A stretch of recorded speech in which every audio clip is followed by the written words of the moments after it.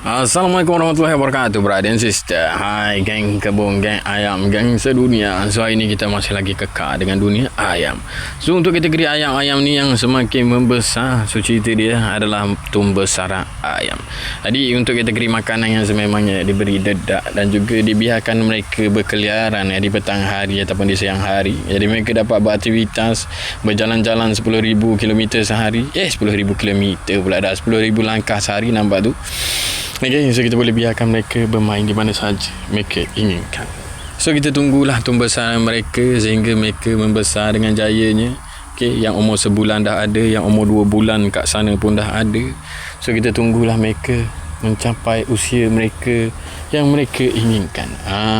So bila yang ni jarak yang hampir dan 2 bulan kan, tak besar-besar, so kita boleh tahu dia adalah ayam benda.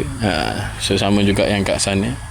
Okay, so dia agak laju membesar, hampir follow yang 2 bulan. Aku pun tak tahulah sebab dia orang makan benda yang sama, dedok yang sama.